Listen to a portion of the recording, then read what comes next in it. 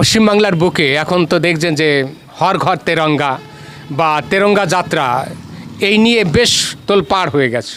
কিন্তু আমার প্রশ্ন যে পশ্চিমবাংলার বুকে এটা দরকার হলো কেন? বিগত দিনে একটা সরকার এই পশ্চিমবাংলায় দেখেছেন যারা তুষ্টিকরণের রাজনীতি করে একটা বিশেষ সম্প্রদায়ের ভোট পাওয়ার জন্য কি না করেছে তারা।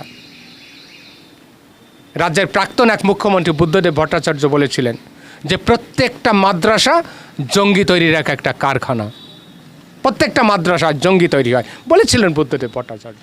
অদ্ভুত ব্যাপার। সেই মাদ্রাসা শিক্ষা উন্নতির জন্য এই বিগত দিনের যে তৃণমূল কংগ্রেস সরকার ব্যাপকভাবে ঢালাওভাবে সাহায্য করেছেন, কিন্তু মাদ্রাসা থেকে কি হবে? না ডাক্তার বেরোবে, না ইঞ্জিনিয়ার বেরোবে। আর একটা দুটো যদি বেরোয় সেটা তাদের কাছে উদাহরণ হয়ে যায়।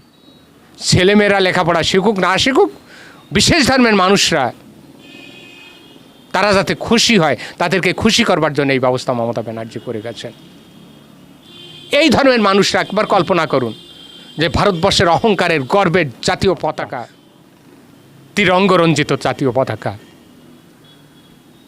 তাকে উত্তোলন করা, গর্বের সঙ্গে উত্তোলন করা।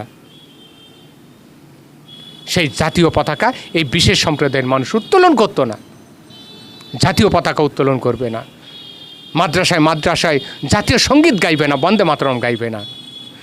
এই সম্প্রদায়ের মানুষ প্রজাতন্ত্র দিবস বয়কট করবে। অদ্ভুতভাবে রাজ্যের প্রাক্তন মুখ্যমন্ত্রী মমতা ব্যানার্জি তাদের ক্ষমা করে দিতেন, কিচ্ছু বলতেন না। তাহলে এইভাবে জাতীয় পতাকার যে মর্যাদা হয়েছে, তাই জাতীয় পতাকার যে মর্যাদা ফিরিয়ে আনতে হবে। জাতীয় পতাকাকে কিভাবে সম্মান দেখাতে হবে। জাতীয় পতাকা বিগত দিন আমাদের কি গৌরব, স্বাধীনতার সময় কি ভূমিকা পালন করেছে, সমগ্র জাতিকে সেটা জানাতে হবে, বোঝাতে হবে।